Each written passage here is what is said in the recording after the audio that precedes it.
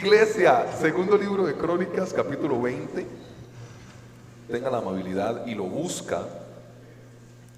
Segundo libro de Crónicas, capítulo 20. Recuerde que nosotros seguimos en nuestro tiempo de ayuno, de oración. Gracias por todas las personas que se han sumado con sus contribuciones para el protemplo de la iglesia y su fidelidad al Señor, porque hemos podido avanzar en algo. Y vamos en ayuno hasta el 28 de este mes, que nos toca pues entregar el faltante del dinero. Entonces oren mucho por mí, por sabiduría, no hagan nada más y no les puedo decir más. Entonces gracias a todos los que se han sumado, ¿verdad?, con sus contribuciones, porque esto es lo que me permite al final poder manejar este tema, y yo sé que el Señor nos va a respaldar, o Él va a hacer lo que Él necesite hacer, ¿ok? Hoy estaremos hablando de batalla, es nuestro título para hoy, batalla, ¿ok? Y el pastor va a leer segundo libro de Crónicas, capítulo 20. Vamos a leerlo completo. ¿Lo tienen? Segundo libro de Crónicas 21. La palabra del Señor dice: pasadas estas cosas, aconteció que los hijos de Moab y de Amón, y con ellos otros de los amonitas, vinieron contra el rey Josafat a la guerra.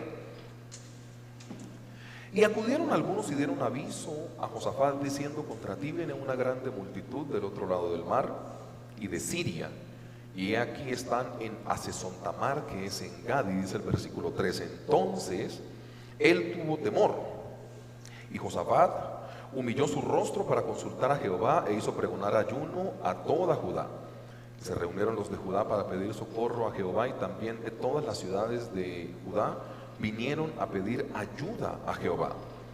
Entonces Josafat se puso en pie en la asamblea de Judá y de Jerusalén, en la casa de Jehová, delante del atrio nuevo, y dijo: Jehová, Dios de nuestros padres, ¿no eres tú Dios en los cielos y tienes dominio sobre todos los reinos de las naciones? ¿No está en tu mano tal fuerza y poder que no hay quien te resista? Dios nuestro, ¿no echaste tú los moradores de esta tierra delante de tu pueblo Israel y la diste a la descendencia de Abraham tu amigo para siempre? Y ellos han habitado en ella y te han edificado en ella santuario a tu nombre, diciendo: si mal viniere sobre nosotros, o espada de castigo, o pestilencia, o hambre, nos presentaremos delante de esta casa y delante de ti, porque tu nombre está en esta casa. Y a causa de nuestras tribulaciones clamaremos a ti, y tú nos oirás y salvarás. Verso 10. Ahora pues, he aquí los hijos de Amón y de Moab, y los del monte de Seir, a cuya tierra no quisiste que pasase Israel cuando venía de la tierra de Egipto, sino que se apartase de ellos y no los destruyese. He aquí ellos nos dan el pago, viniendo a arrojarnos de la heredad que tú nos diste en posesión. Oh Dios nuestro, ¿no los juzgarás tú? Porque en nosotros no hay fuerza contra tan grande multitud que viene contra nosotros, no sabemos qué hacer, y a ti volvemos nuestros ojos. Y todo Judá estaba en pie delante de Jehová, con sus niños y sus mujeres y sus hijos. Y estaba allí Jaasiel, hijo de Zacarías, hijo de Benaía, hijo de Jehiel, hijo de Matanías, levita de los hijos de Asaf, sobre el cual vino el Espíritu de Jehová en medio de la reunión, y dijo: oíd Judá todo, y vosotros moradores de Jerusalén, y tú rey Josafat, Jehová os dice así: no temáis ni os amedrentéis delante de esta multitud tan grande, porque no es vuestra guerra, sino de Dios. Mañana desenteréis contra ellos, he aquí que ellos subirán por la cuesta de Cis, y los hallaréis junto al arroyo que está en el desierto de Jeruel. 17. No habrá para que peleéis vosotros en este caso. Paraos, estad quietos, y ved la salvación de Jehová con vosotros. Oh Judá y Jerusalén, no temáis ni desmayéis, salid mañana contra ellos, porque Jehová estará con vosotros. Entonces Josafat se inclinó rostro en tierra, y asimismo todo Judá y los moradores de Jerusalén se postraron delante de Jehová y adoraron a Jehová. Y se levantaron los levitas de los hijos de Coat y de los hijos de Coré para alabar a Jehová, el Dios de Israel, con fuerte y alta voz. Y cuando se levantaron por la mañana, salieron al desierto de Tecoa, y mientras ellos salían, Josafat, estando en pie, dijo: oídme Judá y moradores de Jerusalén, creed en Jehová vuestro Dios y estaréis seguros, creed en sus profetas y seréis prosperados. Y habido consejo con el pueblo, puso a algunos que cantasen y alabasen a Jehová vestidos de ornamentos sagrados, mientras salía la gente armada, y que dijesen: glorificad a Jehová, porque su misericordia es para siempre. Y cuando comenzaron a entonar los cantos de alabanza, Jehová puso contra los hijos de Moab y de Amón y los del monte de Seir las emboscadas de ellos mismos, que venían contra Judá, y se mataron unos a otros.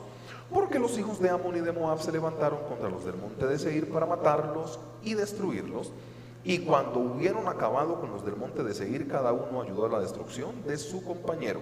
24. Y luego que vino Judá a la torre del desierto, miraron hacia la multitud, y aquí yacían ellos en tierra muertos, pues ninguno había escapado. Viniendo entonces Josafat y su pueblo a despojarlos, hallaron entre los cadáveres muchas riquezas, así vestidos como alhajas preciosas que tomaron para sí, tantos que no podían llevar. 3 días estuvieron recogiendo el botín, porque era mucho. Y al 4.º día se juntaron en el valle de Beraca, porque allí bendijeron a Jehová, y por ello, o por esto, llamaron el nombre de aquel paraje el valle de Beraca hasta hoy. Y todo Judá y los de Jerusalén, y Josafat a la cabeza de ellos, vinieron para regresar a Jerusalén gozosos, porque Jehová les había dado gozo, librándolos de sus enemigos. Y vinieron a Jerusalén con salterios, arpas, trompetas a la casa de Jehová. El pavor de Dios cayó sobre todos los reinos de aquella tierra cuando oyeron que Jehová había peleado contra los enemigos de Israel. Y el reino de Josafat tuvo paz, porque su Dios le dio paz por todas partes. Batalla. Cuando nosotros pensamos en nuestra vida sí que se parece a una batalla. Pero la batalla es tomada de diferente manera. No sé si usted haya identificado en su familia a qué persona se le puede dar una noticia mala con total tranquilidad y a qué persona no hay que ni decirle porque se vuelve loco o loca. ¿Han identificado esto ustedes en su familia? O sea, por ejemplo, que llega una noticia que alguien se accidentó, que se murió un tío, que descubrieron como alguna enfermedad en unos exámenes que no salieron tan bien. Y siempre nosotros ya tenemos identificados a quién le podemos decir con total tranquilidad, y nosotros sabemos a quién no le podemos soltar la sopa así como tan de una, porque lo infartamos con la noticia, una cosa así. Cuando estas batallas llegan a nuestra vida, nosotros tenemos diferente manera de reaccionar. La manera de que nosotros tenemos para poder reaccionar frente a una batalla es una cosa que nos han instaurado. Referente a cómo fuiste criado, reaccionas. Referente a cómo viste a tu papá hacerlo, reaccionas. Referente a cómo viste hacerlo a tu mamá, tú reaccionas. Por eso la importancia de, sobre todo con los chiquitines que están allá en la escuela dominical, de cómo nos ven nuestros hijos referente a cómo nosotros afrontamos los problemas. Porque ellos van a copiar absolutamente todo lo que nosotros tenemos en la resolución de problemas, porque el tema es batalla. Yo te puedo hablar de cualquier otro tipo de cosa, pero aquí estamos hablando de las batallas. Entonces, nosotros hacemos oración con mis hijos en las noches, sobre todo con Keren, que es como la mayor. Entonces, primero ora ella, después oro yo. Y ella siempre me escucha orar, hasta que mi hija desde hace unos meses para acá empezó a decir: Señor, y danos el dinero para pagar el local de la iglesia. Mi hija, ¿quién le escuchó eso? Al papá. Esa es una batalla que yo tengo. Pero mi hija, al escucharme orar de una manera, ora de la misma manera. Este ejemplo que te estoy colocando es en las reacciones. A mí no se me va de la cabeza que un día yo estaba en una consejería con alguien y ese alguien me dijo: pastor, mi hija hizo esto y esto. Y al final la segunda hija se le pegó e hicieron esto y esto. Y ellos, que eran los papás, me decían: nosotros queríamos como reprenderles por lo que estaban haciendo mal, pero nos dimos cuenta cuando los íbamos a empezar a regañar que ellos aprendieron esas conductas de nosotros. Entonces, en ese orden de ideas, pues no hubo regaño, pastor, porque lo que estábamos viendo en nuestros hijos era como una mini fotocopia de nosotros. ¿Estoy siendo claro con la introducción? Mira, en este asunto de las batallas, nuestros hijos o la gente que nos rodea va a aprender de nosotros a cómo pasar este tipo de batallas. Entonces, si usted se desespera cuando tiene algún tipo de batalla o de problemas, la gente que lo rodea va a ser gente desesperada por eso. Claro que sí, porque uno transmite lo que uno es, no únicamente lo que uno habla. Entonces, ¿qué tal si nosotros le apuntamos en la resolución de problemas y al tema de las batallas a conducirnos de manera diferente? Entonces, hay personas que les llega una mala noticia y lo primero que dicen es, no sé, a los que son groseros pues tiran una grosería, se cogen el pelo, se arrancan así las mechas. Yo no sé cómo reaccionen ustedes, pero al final de la historia yo sí creo que la reacción al momento de recibir un problema o de recibir una batalla es lo que determina si la puedes al final afrontar o no. Y cuando uno piensa en las batallas bíblicas, no eran batallas pocas, eran batallas muy fuertes. Y yo quiero traer esto porque yo creo que el Señor sí tiene algo que decirnos referente a nuestras batallas, porque nosotros a diario sí que estamos en batalla. Siempre vamos a estar en una determinación de batalla, independiente del tema que sea un tema muy álgido y muy espeso y muy grande, o temas totalmente pequeñitos, pero de que nosotros a diario tendremos que enfrentarnos a diferentes batallas, sí. Y la pregunta es, ¿cómo estás reaccionando? Mira, hablando de batallas, hoy vamos a aprender 3 palabras. La primera palabra es hábitos. Ojalá que el tiempo nos alcance. La segunda palabra es solución. Y la tercera palabra, si la alcanzamos a ver hoy, es gratitud. Hábitos, solución y gratitud. De eso vamos a hablar hoy. Hablando de los hábitos, nosotros podemos leer en hábitos. Lee conmigo por favor el versículo 3 y el versículo 20 de tu lectura. O sea, me estoy refiriendo a segundo libro de Crónicas, capítulo 20. Uno es el versículo 3 y otro es el versículo 20, para que usted los tenga presente. La palabra del Señor dice: entonces él tuvo temor. Dice que el rey Josafat tuvo temor, ¿sí o no? Y cuando a usted le traen una mala noticia o algún problema, algunas veces nos invade el temor, ¿sí o no? Es natural. Cuando usted tiene que pagar una plata o le sale un examen mal médico o algún tipo de vaina, lo primero que viene es una sensación de miedo. O sea, yo amo este ejemplo bíblico porque aquí no están quitando el miedo del rey. Porque lo primero que dice la palabra es que él efectivamente tuvo ¿qué? Temor o tuvo miedo, lo que todos vamos a sentir. Dice: y Josafat humilló su rostro para consultar a Jehová e hizo pregonar ayuno a toda Judá. Yo voy a hacer una pregunta por regla de 3. Cuando a usted le dan una mala noticia o usted entra en una batalla o tiene un problema, lo primero que usted hace es ayunar y consultar a Jehová.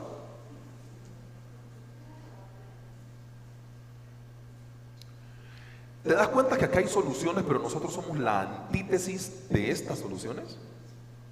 Seamos honestos en algo. A nosotros nos dan una mala noticia. O sea, yo no sé si ustedes están entendiendo. Esto que está pasando acá es que venían a devastarlos y a matarlos. O sea, no como nosotros, pues que nos partió una uña y el problema es ese, ¿no? No. Aquí venían a destruir a este pueblo. Venían a destruirlos, a acabarlos. Y cuando al rey le dice que una gran multitud viene contra él, él dice, dice la palabra que él reúne a toda la gente y le dice, ¿sabe qué? Aquí nos toca desayunar. Y puso su rostro en tierra en señal de humillación y empezó a clamar a su Dios. Los hábitos que tenía el rey Josafat son los hábitos de los cuales hoy nosotros carecemos. Y cuando la embarramos con una mala reacción, antes nos ponemos bravos y peleamos. ¿Y usted qué quería? La noticia no fue fácil. No, pues aquí está re fácil. Esto no es una noticia fácil. Pero ¿sabe qué quita este tipo de noticias de noticias difíciles en las batallas que afrontamos? Nuestros hábitos espirituales. En otro tipo de lectura, uno sí puede saber quién está fortalecido en los hábitos espirituales cuando le llegan malas noticias. O sea, el ser humano tiene la capacidad de poder reaccionar de una manera positiva o de una manera negativa. O sea, el problema no es una justificación para que reacciones mal, es lo que te estoy intentando decir. El problema visto desde la parte espiritual es una gran bendición y una grandiosa posibilidad para que Dios meta su mano y te libre. Y a mí me gustan estas batallas porque estas batallas son, no creo que lo alcancemos a ver todo hoy, pero estas batallas son en las que Dios los libra del problema y los bendice. Ustedes se dan cuenta que siempre quedaban con los pozos de agua, ustedes se dan cuenta que siempre quedaban con el botín, ustedes se dan cuenta que siempre quedaban con los ornamentos de ellos, con los vestidos, los ciclos de plata, los lingotes de oro. O sea, Dios nunca los llevó a una batalla para decir, vayan a una batalla y no regresen con nada en la mano. O sea, lo que era de esas naciones enemigas, Dios los ponía en las manos. Pero ¿a través de qué estamos revisando acá? Los hábitos espirituales. Si Josafat no hubiese tenido el hábito, pues Josafat se desespera y la Biblia estaría narrando otro tipo de cosas. Pero lo primero que dice la Biblia es que Josafat literalmente dice, entonces él tuvo temor, lo que nos pasa a todos ya lo definimos, dice, y Josafat humilló su rostro para consultar a Jehová e hizo pregonar ayuno a toda Judá. ¿Por qué el temor de Josafat le hizo consultar a Jehová? O sea, Josafat tenía algunos entendimientos que es lo que yo intento plasmar en tu mente y en tu corazón hoy. Yo entiendo que nosotros muchas veces decimos, ay, ¿qué vamos a hacer? Y ahora ¿cómo vamos a pagar? Pero eso no es problema tuyo. El versículo 12 dice, oh Dios nuestro, ¿no los juzgarás tú? Porque en nosotros no hay fuerza contra tan grande multitud que viene contra nosotros. No sabemos qué hacer y a ti volvemos nuestros ojos. Lo que Josafat nos está diciendo acá es que cuando no se sabe qué hacer, hay que volver la mirada a Dios. Ustedes se dan cuenta que cuando nosotros no sabemos qué hacer, intentamos buscar una solución lejos de la fuente que es Dios. O sea, se debe consultar a la persona que es experta en el tema. Y esto yo lo he explicado 10,000 veces, pero es el ejemplo más claro que yo tengo. El día que en esta iglesia se nos dañó el videobin y necesitábamos comprar un videobin nuevo, nosotros tenemos un hermano de la iglesia que trabaja en un sitio donde vende eso. Yo lo que podía hacer es coger mi dispositivo móvil, meterme a internet y saber tan siquiera cuánto valía. Pero yo fui al experto en tecnología, que es el hermano Carlitos Olarte, y yo le dije, Carlitos, se me fundió el videobin, necesito un videobin nuevo. ¿Usted qué me recomienda? Ah, pastor, venga a la oficina y revisamos. Pero él sabe, yo no sé de eso. Yo hago una pregunta. Supongamos no. Yo soy el pastor de la iglesia, Carlos no es el pastor de la iglesia. Pero en tema de videobin, ¿quién sabe más? Pues Carlos. Si usted tiene un problema con un cerrajero, ¿usted a quién llama? O sea, a ustedes le cierra una puerta de la casa. ¿En serio usted piensa en decir, llamemos al pastor a que haga una oración y que la chapa haga ¡clin! Y entre? O sea, ¿en serio así funciona la vida? O sea, a ver, si usted tiene fe en su pastor, pues llámeme y yo voy y oro a ver si es que esa joda abre. Pero mi punto es esto, o sea, a vos se te cierra una puerta y vos no decís, ay, aleluya, llamemos al pastor, Pastor Américo, haz una oración desde el lugar donde estés y la chapa se abrirá. Eso no funciona así, iglesia.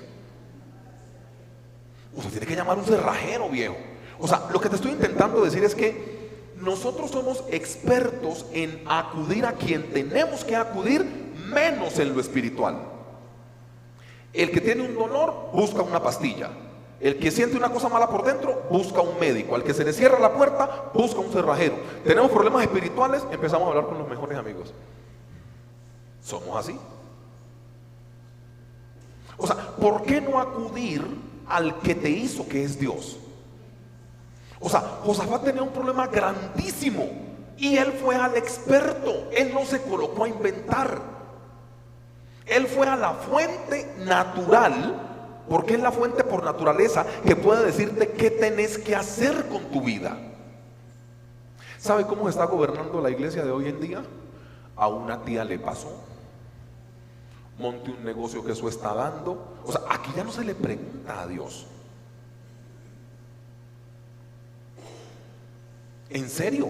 O sea, los cristianos ahora del 2023 toman determinaciones porque en otro país funcionó, porque a ese le funcionó, porque es que el local queda bien ubicado, queda en avenida principal y todo se va a dar, pastor. Mira, yo he tenido que ir a ungir y a orar por negocios de hermanos, de iglesias diferentes que hoy están cerrados.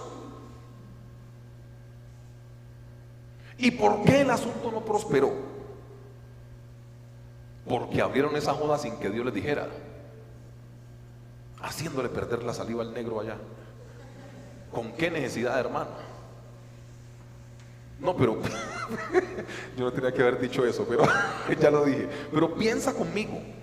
O sea, la seguridad de que las cosas te salgan bien es que Dios te lo confirme antes. ¿Por qué no ir antes a la fuente? ¿Sabe cómo somos nosotros? Compramos los equipos, buscamos el socio, pedimos el crédito en el banco y después cristianizamos la idea. Pastor, venga y ore.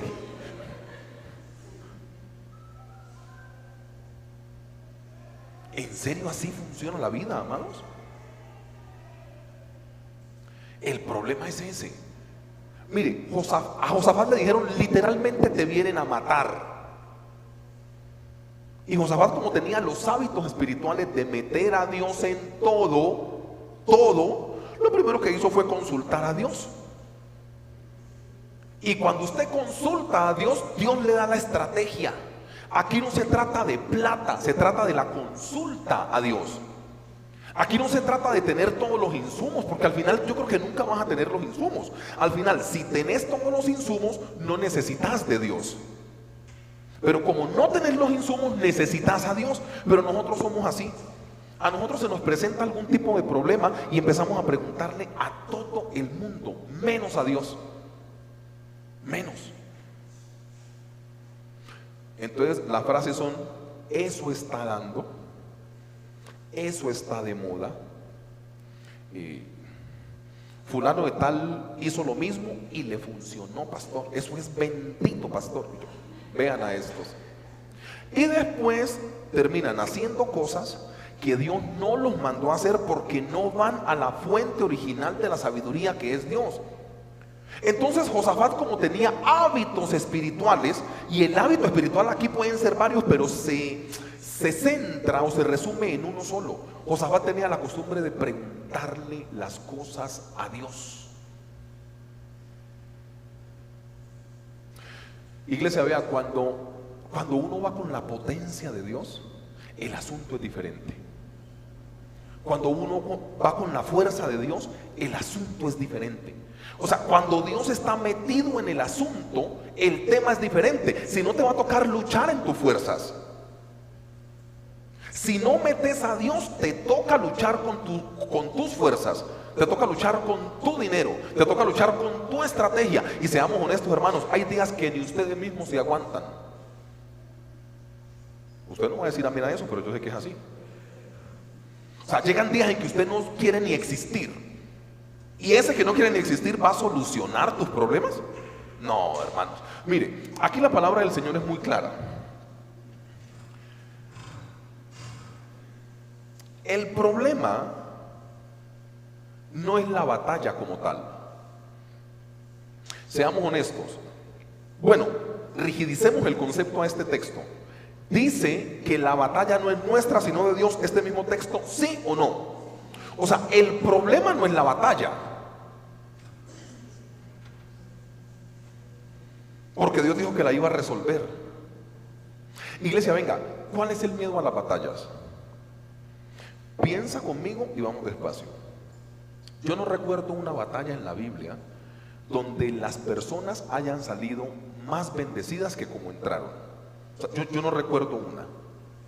O sea, siempre que era una batalla, la gente salía con riquezas, con fortunas, con lo que sea. El problemas así sea buscados. Perdón por el mal ejemplo, pero voy a dárselos. ¿Ustedes recuerdan que un día Abraham, porque había hambre en la tierra, se fue para Egipto en Génesis 12? Y el degenerado dijo que la medio hermana que se había casado con él era dizque nomás la hermana y no su mujer. ¿Ustedes recuerdan qué dice la Biblia de cómo sale Abraham de Egipto? Dice que sale riquísimo. Riquísimo. O sea, Abraham, hay una hambruna, desciende a Egipto. O sea, él va de Ur de los Caldeos a Egipto, se mete y con todos los líos que puede tener el ser humano. Entonces Abraham por allá fue mentiroso, Abraham por allá por miedo a que lo mataran dijo que la mujer era la hermana, porque no, hasta el faraón y le echó el ojo a esta y no, eso me van a matar a mí porque van a ser la viuda para poder tener acceso a ella. O sea, Abraham dijo, me van a despellejar a mí para poderse quedar con la china. Entonces, no, Sarita, yo por usted no me voy a hacer matar, diga que usted es mi hermana. Entonces cuando el faraón va a acceder a Sara, Dios se le aparece a faraón. Le dice, te vas a meter con una mujer casada, ¿qué te está pasando? No, pero es que él dijo que es la hermana, no me importa. Lea Génesis 12, salió con riquezas de Egipto. O sea, aún en medio de ese desorden gestado por él mismo, Dios al final de la batalla termina bendiciéndote. ¿Cuál es tu miedo a la batalla? O sea, ¿cuál es tu miedo a dejar que Dios sea el que gobierne? ¿No será que no te gustan las batallas porque no tienes el control?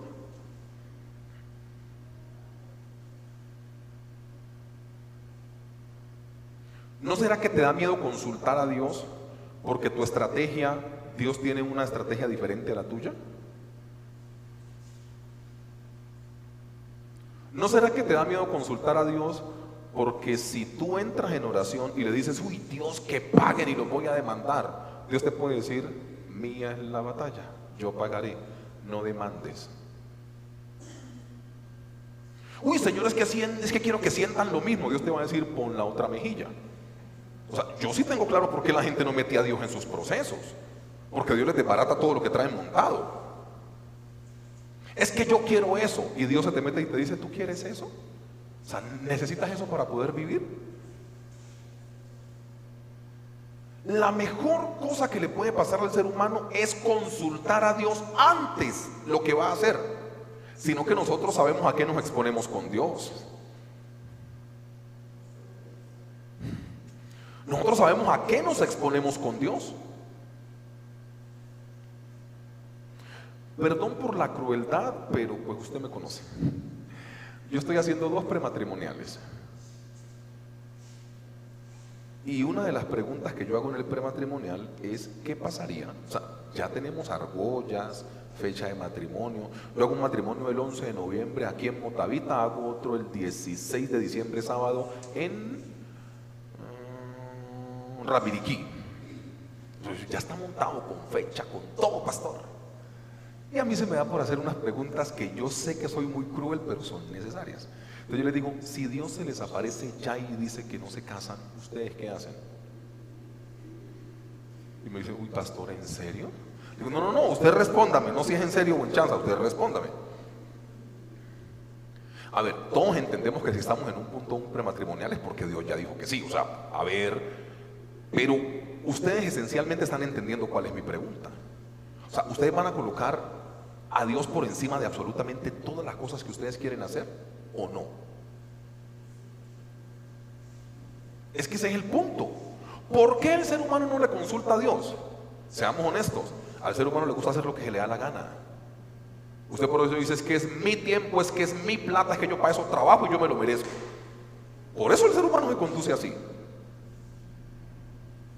De malas, yo puedo. El ser humano hace rato dejó de decir si Dios quiere, si Dios permite. Señor, define tú. No. Vea, usted ahora define todo lo que tiene que ver con su vida. Y se supone que si usted le entregó su vida a Jesús, ya Jesús manda, no usted. Esa es la teoría, ¿sí o no? O sea, ya usted no es dueño de su vida, el dueño de su vida es Dios, pero usted sigue decidiendo todo. ¿Por qué el ser humano no le gusta clamar a Jehová? Porque quiere hacer lo que quiere. Ese es el bendito problema de la iglesia hoy en día, que quieren hacer lo que ellos quieren. Infortunada o afortunadamente, dependiendo de las circunstancias, por eso hay pastores que se sienten obligados a no predicar la verdad, porque sienten que el día que predican la verdad la gente se enoja y se va para otro templo. Bueno, ustedes ya de antemano saben que con el chocorramo eso no va a pasar. O sea, aquí se les va a decir lo que yo tengo que decirles. Si usted se necesita irse, pues usted se va. Pero aquí no le voy a predicar una cosa que sea diferente a lo que dice la palabra del Señor. Entonces hoy en día tienen que andar ahí como entre cascaritas de huevos, porque donde yo le diga alguna cosa mala a la hermana Gilma, ella se enoja y se va para otra iglesia. O sea, y a esa presión tienen que someterse los predicadores hoy en día. Conmigo no va a ser así, pero usted lo tiene por seguro. La gente no le gusta orar a Dios porque Dios le deparata eso. Usted quiere hacer sus planes y después, como si el Espíritu Santo fuera una vaina que se comprara en Carrefour, o como si la bendición de Dios fuera una vaina que se comprara por allá en Macro o en El Éxito, para después decir cristianicé el tema. Una de las preguntas favoritas mías es: ¿Dios te dijo que hicieras eso?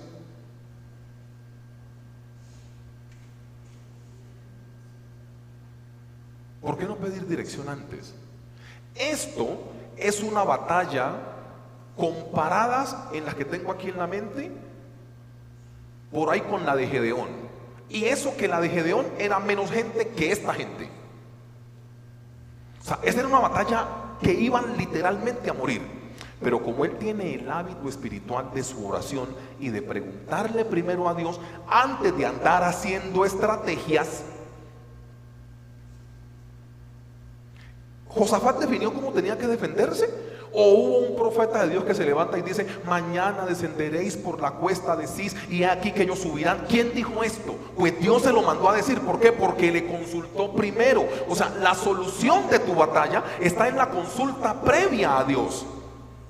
Nosotros empezamos a caminar, y cuando empezamos a caminar es que le decimos: ay, Dios mío, ayúdame. Hombre, Dios no está en la obligatoriedad de respaldarte si Él no te dijo antes que lo hicieras. Dios no está comprometido con eso. Y después a la iglesia le va mal, a usted le va mal, y termina diciendo que es que Dios se olvidó de usted, que está que tira la toalla, que eso es injusto pastor, y toda esa cosa que decimos los seres humanos. Pero cuando uno se pone a ver, quien consulta a Dios no le va mal, iglesia. Entonces, ¿por qué no consultar a Dios antes de empezar como locos a hacer cosas? Oiga, y no hay nadie más emocional que cuando usted le propone como un buen negocio. Hay gente que está entrenada para poder que usted diga que sí.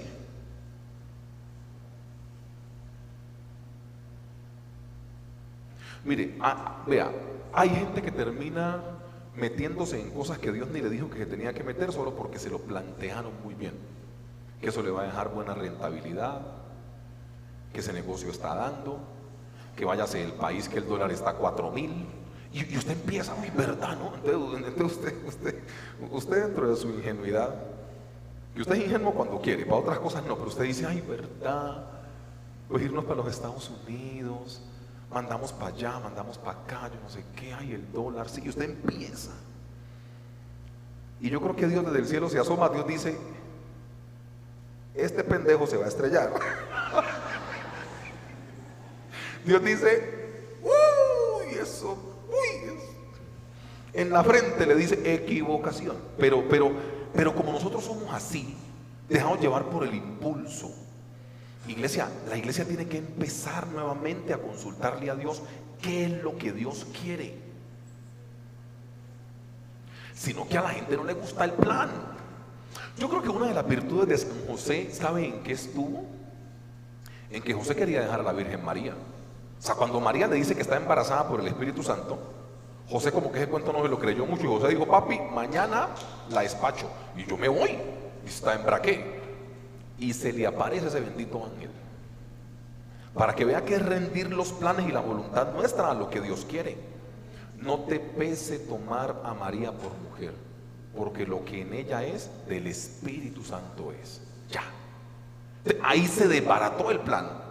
Lo que pasa es que nosotros vamos para adelante y a nosotros se nos ha enseñado que la fe es meterse cosas necias en la cabeza y que Dios está en la obligación de hacerlo. Perdón, pero yo aquí no le vamos a predicar eso, porque eso no es fe. Eso es como autoconvencerse. Y hay un señor bajito, canosito ya de gafitas, Duque Linares, compra sus libros si quieres eso. Pero aquí no. Tú puedes, dale, que sí, que sí, que sí. Y cuando Dios te dice que no, ¿qué? Yo aquí no estoy motivando gente. Yo aquí estoy enseñándole a coger las cosas del cielo y meterlas a la tierra, pero con orden y con disciplina.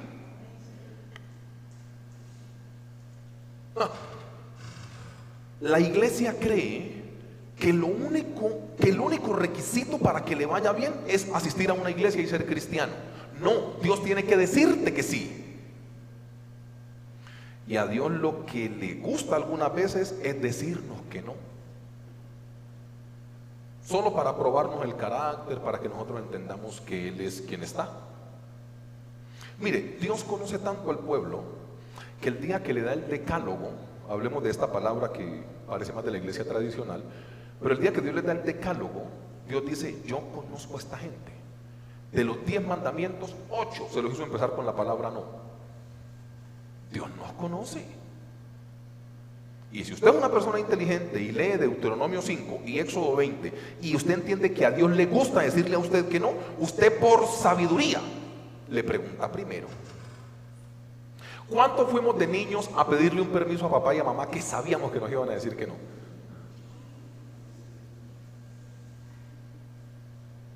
Seamos honestos. Y cuando sabíamos que nos iban a decir que no, algunas veces preferíamos volarnos de la casa, sabiendo que nos iban a dar juguete, porque al final queríamos experimentar ese partido de fútbol, ese basquetbol, ese tipo de cosas. Entonces uno decía: yo sé que si le digo a mi papá que me deje ir a esto, el viejo me va a decir que no. Entonces uno decía: a Santa Rosa o al Charco. Uno decía: bueno, o me escapo y me dan juguete o le pido permiso y me dicen que no. Yo creo que todos de niños pasamos por eso. Y algunas veces usted asumía el riesgo ese de escaparse, que no le iba muy bien al final, pero usted lo asumía. Eso es el típico ejemplo espiritual de lo que está pasando hoy en día con la iglesia. La iglesia solo quiere tener un Dios que le diga que sí. Y la iglesia está muy fácil y muy habituada a contar testimonios donde el resultado sea positivo.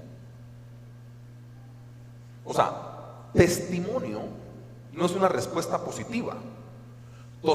Testimonio es una respuesta que, así sea negativa, yo narro lo que pasó. O sea, testimonio viene de la parte testimonial. ¿Qué es un testimonio? Contar lo que pasó. No contar lo que pasó con resultado positivo. Es contar lo que pasó así el resultado sea negativo. Seamos honestos. Cuando usted le pide un micrófono al pastor que va a contar un testimonio, casi siempre es positivo o negativo. Es positivo. Usted pasa acá y me pide el micrófono y dice que Dios lo sanó, que Dios le pagó la deuda, que pudo conseguir la plata de la maestría de sus hijos. O sea, todo es en pro de lo positivo. Se supone que si no hay nada positivo, también es un testimonio. Que así no hayan salido las cosas como tú las querías, Dios te sostiene en medio del desastre que estás viviendo. Ese es un testimonio. Pero siempre que la gente pide el micrófono para un testimonio, está hablando de cosas que Dios le dijo que sí. Y Dios también puede decir que no. Entonces, ¿por qué ahí no hay testimonio? Entonces te das cuenta que lo que sí traemos es como una cosa rara que no sé quién la ha enseñado, a que únicamente tenemos que trabajar en positivo. Entonces, el problema no es en sí la batalla. El problema son tu falta de hábitos espirituales cuando enfrentas una.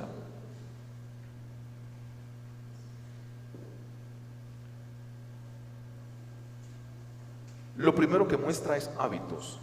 Si usted toma el hábito de consultarle a Dios antes de hacer las cosas, usted deja de decidir por emociones. Y mire, yo le digo una cosa. Un se lo dije de la mamá pesa, o del papá. Yo se lo dije. Uy, eso es hermano. Un se lo dije de la pareja. Cuando el esposo o la esposa le dice, mi hijo no se meta en eso, mi hija no se meta en esto, y usted se mete y yo le dije, uy, ese duele. Pero aún se lo dije de Dios. Ese hermano sí es cosa dura.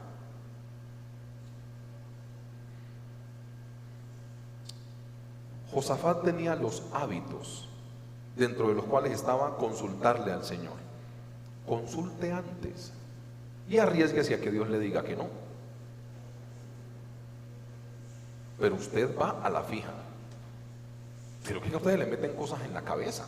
O sea, por ejemplo, usted pasa por en medio de por enfrente de una casa y usted se enamora de la casa. Y usted empieza, en el nombre de Jesús, esa casa es para mí. Que no meta a Jesús en eso. No, en serio. Y usted empieza y empieza y empieza y empieza, solo por su capricho, porque usted se le metió. A ver, ¿hay movimientos de fe? Sí, nosotros estamos pisando hoy un movimiento de fe. Hace 15 o 20 días no les mostré un video acá, de cuando recién Dios me confirmó que era esto y yo tenía el sueño todavía. Y ustedes, si escuchan mis palabras, yo estoy mandando un video hacia Puerto Rico. Y yo estoy diciendo en el video, que yo creo que lo tiene Jonathan por ahí, si es la voluntad del Señor, esto va a ser para la iglesia.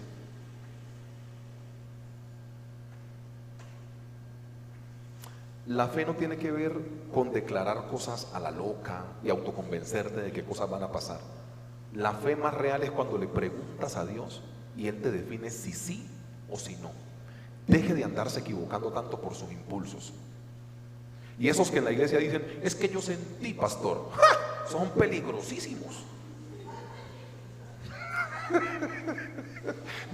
Que yo sentí, ay papá, yo esa gente que yo sentí, que es como cuando estábamos afuera, tengo un pálpito, pastor. Esa es la misma vaina que es que yo sentí.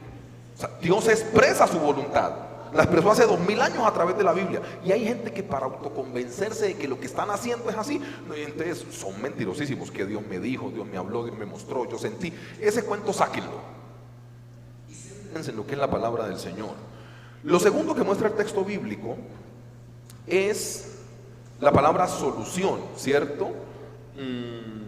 Yo leo segundo libro de Crónicas, capítulo 20, en su versículo 14, tenga la amabilidad y lo busca. Segundo libro de Crónicas 20, 14 dice: y estaba allí Jaasiel, hijo de Zacarías, hijo de Benaía, hijo de Jehiel, hijo de Matanías, levita de los hijos de Asaf. Quédese ahí antes de la coma, no siga leyendo. ¿Ustedes por qué creen que la Biblia muestra la genealogía en forma ascendente? Abramos el micrófono. ¿Qué crees que está mostrando ahí la Biblia? Carlos, te amo, ya, no hables más, qué pena. Carlito, el ejemplo. Nosotros, ¿cuándo vamos a entender que nuestros hijos van a ser juzgados por nuestro ejemplo y que Dios los va a bendecir de acuerdo a los fieles que nosotros seamos con Dios? O sea, aquí eso no se puede olvidar. Un versículo para quemar ese poco en hombres. No, pues se levantó Jaasiel. Dejemos tanto misterio.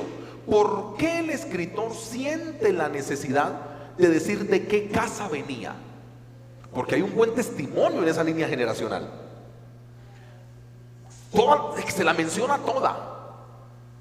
Y pues claro, no, después dice, no, pues que era uno de los levitas, o sea, pues que no podía ser diferente.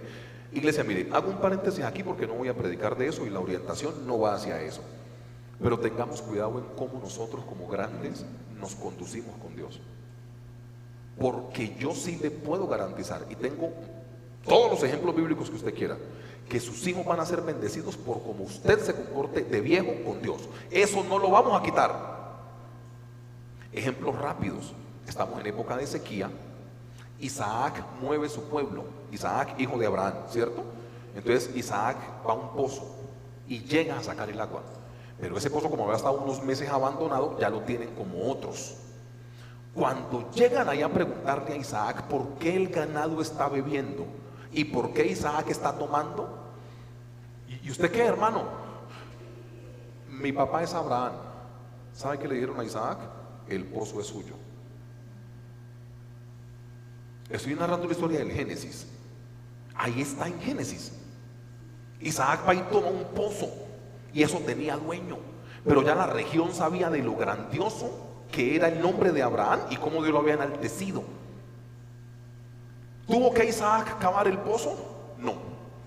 ¿Tuvo que enfrentarse en una batalla para saber quién se quedaba con el pozo? No. ¿Sabes qué tuvo que ser Isaac? Hijo de Abraham. ¿Cuándo vamos a entender que nosotros somos Abraham para unos Isaac que vienen caminando? Hermanos, créanme que eso es de lo más verídico que hay. De acuerdo a la fidelidad de los viejos, Dios bendice los hijos. Eso es la Biblia, pero aplicada. Cierro el paréntesis. Entonces, cuando mencionan a Jaasiel, que era hijo de Zacarías, hijo de Benaía, hijo de Jehiel, hijo de Matanías, levita de los hijos de Asaf, están mostrando que si hay una consecutividad en que los papás se han portado bien. Por eso Dios exalta a ese.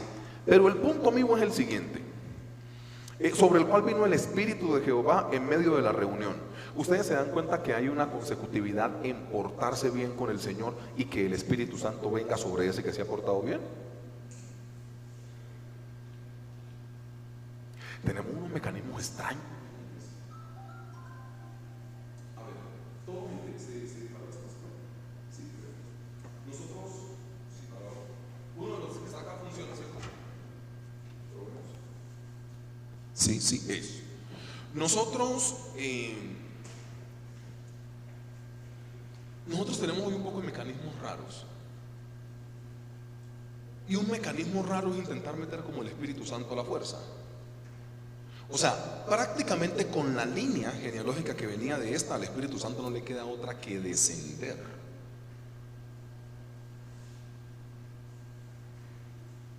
¿Te das cuenta que los bautismos del Espíritu Santo no son una cosa obligada, sino que son una cosa que se van dando de acuerdo al buen testimonio de la gente?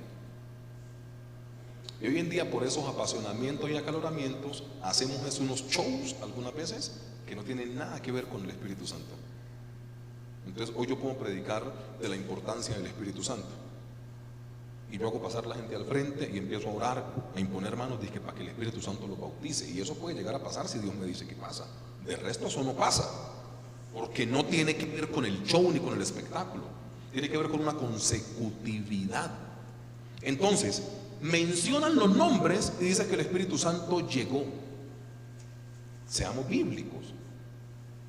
Todo lo que nosotros le decimos al Señor que queremos su presencia en las canciones, en el sentir del corazón, siempre está muy bien. Pero ustedes se dan cuenta que cuando hay obediencia, el Espíritu Santo desciende sin que se le llame. Juan Bautista tuvo que llamar al Espíritu Santo cuando el Señor Jesús estaba bautizando, o el cielo se abrió y el Espíritu Santo descendió. Hoy tenemos mecanismos bien extraños. O sea, cuando no te portas bien con Dios, toca llamarlo. Cuando te portas bien con Dios, Él llega solo. Es lo que te estoy intentando decir. Aquí apenas se mencionan los nombres de esta gente. Dice, y el Espíritu Santo fluyó. Espíritu Santo, ven. No hubo necesidad de decir eso. Él llegó. ¿Por qué? Porque la presencia de Dios está en un ambiente cómodo. Y yo sí estoy muy enamorado de este personaje, Jaasiel. Es muy en serio, porque después de un tiempo de oración y de ayuno, se levanta Jaasiel. Y yo sí te quiero preguntar hoy, y yo creo que podemos avanzar por tiempo nomás hasta este punto: ¿para qué te levantas siempre que hay una discusión familiar o un problema?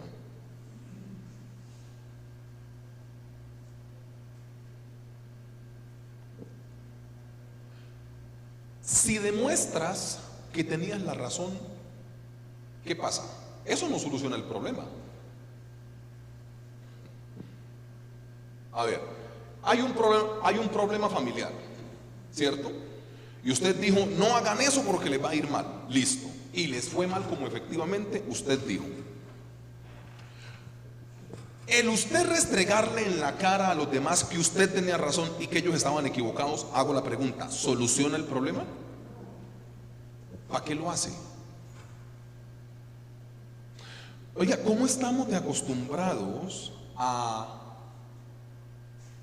Es que esta cosa del hedonismo y de yo soy y este egocentrismo, yo tengo la razón, siempre va en detrimento de la reconciliación bíblica. O sea, siempre que hay un problema familiar, para mí tiene que levantarse un Jaasiel. una persona que llame a la calma, una persona que tenga conexión con Dios. El diseño de iglesia que nosotros estamos llevando ahora, algunas veces creo que le pone triste el corazón a Dios. Les demuestro fácil. Si hay personas que tienen un problema, ¿por qué ustedes buscan una cita con el pastor y no resuelven ustedes? Eso habla, iglesia. Eso habla. Pastor, bueno, si es una cosa muy delicada, llame a su pastor. Pero el Espíritu Santo no está en todos. O sea, pasemos de la teoría pues a la práctica. Pastor, es que imagínese que hay una amiga mía que está por ahí, no sé qué, que tiene unos problemas. Entonces, para ver usted cuándo le da una cita, ¿por qué no resuelves tú en ese momento? Es mi pregunta. Después de que aceptamos al Señor Jesús en el corazón, ¿estamos llenos del Espíritu Santo? ¿Sí o no? Respóndame usted. Estamos llenos. ¿Por qué se busca al líder y no resuelves? Eso muestra falencias en la iglesia. ¿Por qué se levanta un Jahaziel de esta manera? Yo siempre he dicho, nosotros tenemos que ser como los Jahaziel de nuestra casa. Entonces, hay un problema y Jahaziel dice lo siguiente. Perdón, me perdí acá. Ya. Y Jahaziel dice lo siguiente: oíd, Judá, leo el 15, todo, y vosotros moradores de Jerusalén, y tú, rey Josafat, Jehová os dice así. Este no tuvo un pálpito.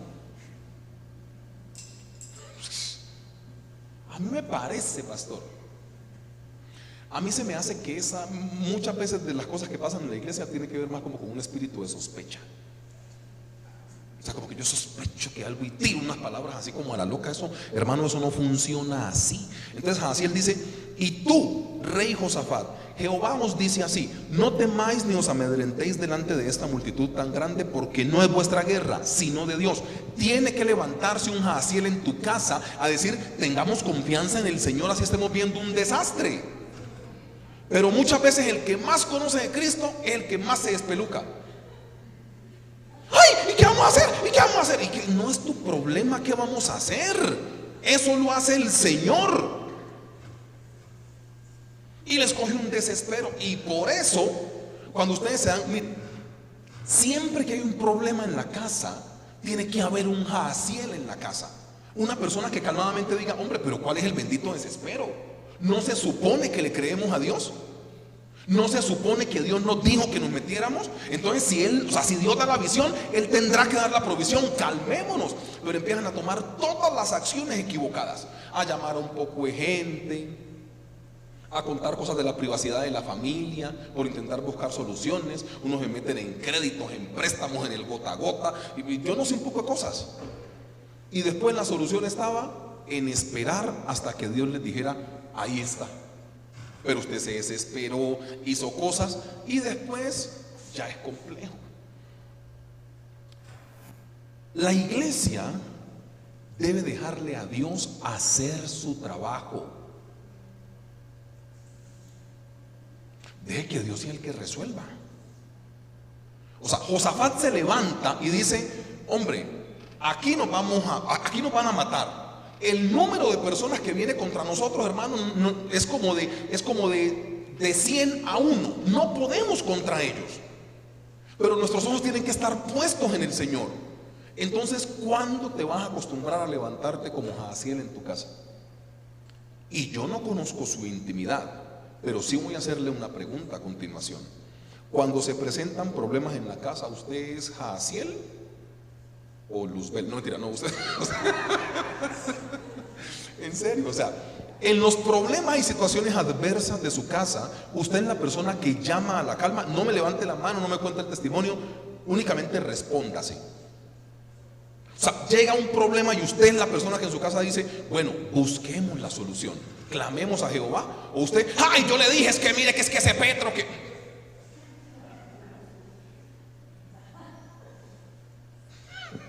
Me gusta tu risa, Gladysita. No, pero en serio. No. O sea, ¿es usted la persona que llama a la calma ¿O es la que más le mete candela a la chimenea para que esto se vuelva una nada? No, hermano, vea, Jaciel tiene que seguirse levantando en la casa. Un problema inmenso es solucionar asuntos terrenales sin la intervención del cielo. Un problema inmenso, reitero, es solucionar problemas terrenales sin la intervención del cielo. Y por boca del Señor Jesús tenemos licencia. El Señor Jesús, cuando dijo que lo que pasa en el cielo sea hecho en la tierra, Él ya mostró el camino. O sea, el Señor Jesús en Mateo 6 dijo: mi intención es que lo que pase en el cielo se haga también en la tierra. El problema tuyo es cuando los problemas terrenales carecen de cielo. Ese es tu problema. El problema tuyo es que tenés problemas terrenales y no metes el cielo para solucionarlo. Siempre el cielo es el que soluciona lo hecho en la tierra, porque desde el cielo fue creada la tierra. O sea, Dios es el que tiene la solución para todo lo que pasa en la tierra. Pero nosotros somos expertos en solucionar lo de la tierra con la tierra. Hay que meter el cielo en nuestras vidas. Pero yo sigo con la misma teoría, porque es comprobada. A la gente no le gusta meter a Dios en sus problemas, porque Dios les va a decir que hagan una cosa totalmente diferente a la que ya tienen decidida. Pastor, es que ore por mí, por esto y por esto. Mi pregunta es: ¿Dios te dijo que oráramos por eso? No, es que es lo que yo quiero, pastor. Ay, hermano, yo sé eso en qué termina. Yo sé eso en qué termina. El trabajo de nosotros es preguntarle a Dios, no decidir.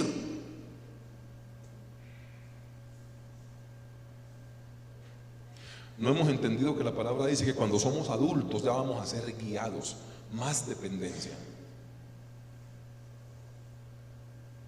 El Señor Jesús, en su tercer año de ministerio, dijo la frase más reveladora de comunión con el Padre: yo no hago nada que no sea la voluntad del que me envió. O sea, un Señor Jesús que ya hacía milagros, un Señor Jesús que ya era muy reconocido porque su fama se extendía.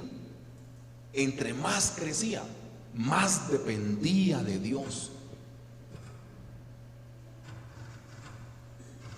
La Biblia muestra dos cosas. El Señor Jesús siempre tomaba decisiones desde la sinagoga o desde el monte. O sea, Él estaba en el monte orando, bajaba, elegía a sus discípulos. Estaba en el monte orando, bajaba. O sea, Él siempre salía del monte o de la sinagoga cuando tomó alguna decisión. Nunca dijo como que Netflix, WhatsApp, y después llamó a sus discípulos. No, eso no pasó. O sea, el Señor Jesús iba al monte, oraba y llamaba a sus discípulos. Iba al monte, oraba, iba a la sinagoga, leía el pergamino o el rollo y después decidía. O sea, se metía primero con Dios y después decidía. Siempre le fue bien. La segunda encuesta, o la segunda realidad, perdón, sí muestra que sus tiempos de oración se fueron incrementando. O sea, la Biblia evidencia que el día que el Señor Jesús, o sea, cuando el Señor Jesús baja a la cruz, tiene tiempos constantes de oración, de un anochecer a un amanecer. Lo muestra la Biblia. Entonces, el Señor Jesús, entre más crecía, más dependía de Dios. Nosotros, entre más crecemos, más independientes somos. Eso es un problema gravísimo. Porque claro, cuando usted ya crece más, ya usted tiene como más autonomía, ya usted puede decidir. Y como ahora todo está fácil para que no le clames a Dios, sino para que digas sí, hagamos preguntas de rigor. ¿Están entregando carros, motos y casas únicamente con la cédula y firme y llévelo? O sea, ¿me estoy equivocando o es verdad? Hoy en día es firme y le decimos que sí. Usted firma y le dicen que sí para una casa, para un carro, para un celular, para matricular a sus hijos, porque usted puede pagar lo que sea. O sea, hoy en día no necesitas consultarle a Dios. ¿Por qué? Porque el mundo te ha puesto todo a una bendita firma. Yo un día hablé con alguien de un concesionario de motos. Yo iba a hacerme peluquear y que lleve la moto, traiga la cédula, que yo no sé qué. Y yo pues hago la pregunta de rigor, ¿no? Y entonces yo le digo al man que está promocionando, le digo, ve, vení, ese cuento de las motos, ¿cómo es? Me dice, no, trae la cédula y se la lleva hoy mismo. Yo dije, ¿en serio? Dijo, sí. Necesitamos cerrar una cosa a fin de mes y eso con la cédula y va. Yo hago una pregunta que es como lógica. Yo le dije, ¿y si la persona no tiene licencia o no sabe manejar? Aquí no nos importa eso, nos interesa es vender. Palabra del vendedor, no le estoy diciendo mentiras. Y yo, ¿en serio? Hoy en día la iglesia ya no clama a Jehová. Hoy en día la iglesia mira que está en descuento y a qué le pueden decir que sí más fácil. Hoy en día se entregan carros con la firma, hombre, firme y lléveselo. Y usted firmó y se lo llevó.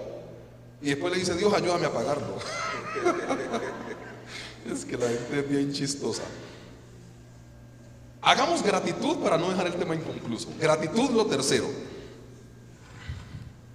Segundo libro de Crónicas 20:18. Entonces Josafat se inclinó rostro en tierra, y asimismo todo Judá y los moradores de Jerusalén se postraron delante de Jehová y adoraron a Jehová. ¿Sabes qué es lo que pasa, iglesia? Que Josafat es el típico ejemplo de agradecerle a Dios aun cuando no tenemos la victoria en la mano.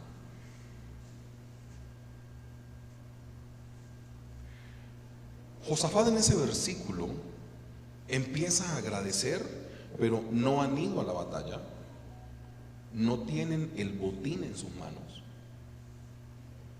tienen únicamente el impulso de decir, así él dijo que fuéramos, pero no ha pasado la batalla.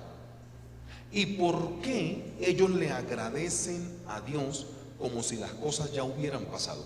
Ese es el secreto de la iglesia hoy en día.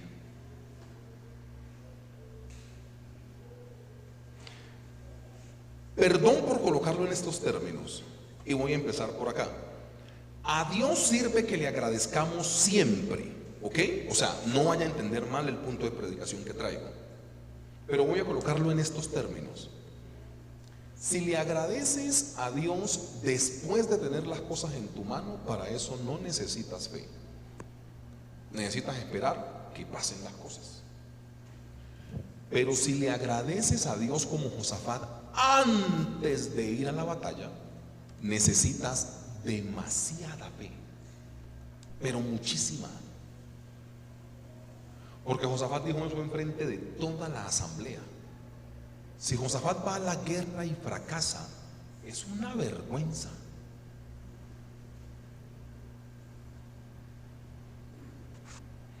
¿Y cómo nos dejamos llevar muchas veces por ese acelere raro en las iglesias?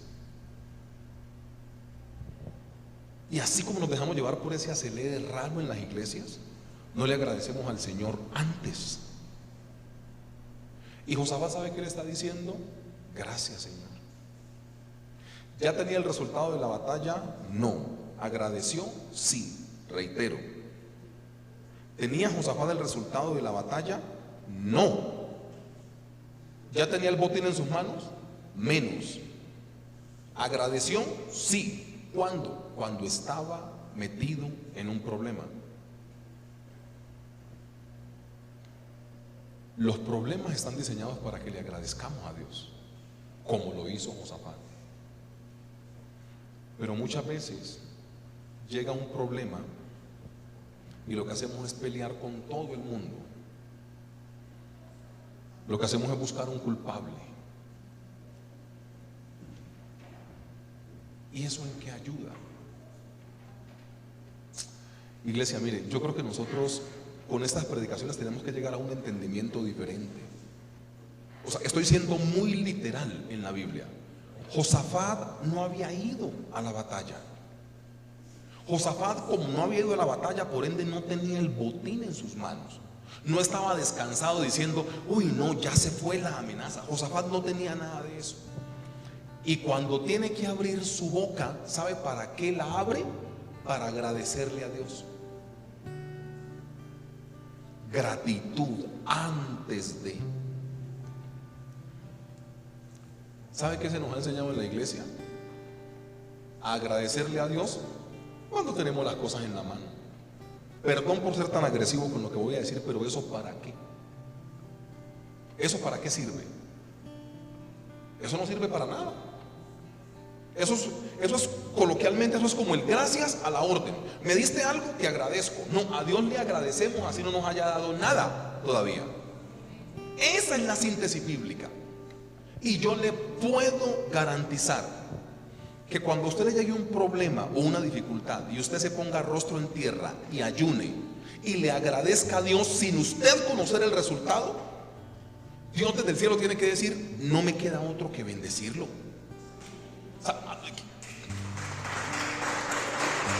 O sea, no hay otra que colocar mi bendición sobre esa persona. El resto es trabajar sobre seguro. Yo espero que Dios me dé las cosas y ahí, ay Señor, gracias. No, eso no tiene ningún tipo de sentido. ¿Por qué no agradeces antes? Yo estoy muy convencido que la gente en la iglesia no tiene lo que Dios les quiere dar, es porque no agradecen antes. Y yo creo que este es el tiempo en el cual la iglesia tiene que empezar a agradecerle a Dios antes de que pasen las cosas. Y eso es lo que abre las puertas de los cielos en bendición. Porque si no seríamos muy resultadistas. Muy resultadistas. Yo jugué fútbol un tiempo y a mí me dan mucha risa los comentaristas deportivos o los analistas de fútbol en los programas deportivos. Antes del partido tienen una visión y después del partido, que el equipo que pensaban que iban a ganar pierde, cambian, pero como cambiar de saco. O sea, cambian todo. Dios tiene que ver, bueno, tiene no, Él desea ver una iglesia segura. Segura. Una iglesia que le agradezca por las victorias, así esté viviendo un infierno. Lo que estamos leyendo ahí en la Biblia es un infierno que se le venía a Josafat. Y él empieza a darle gracias al Señor, como si ya tuviera la victoria.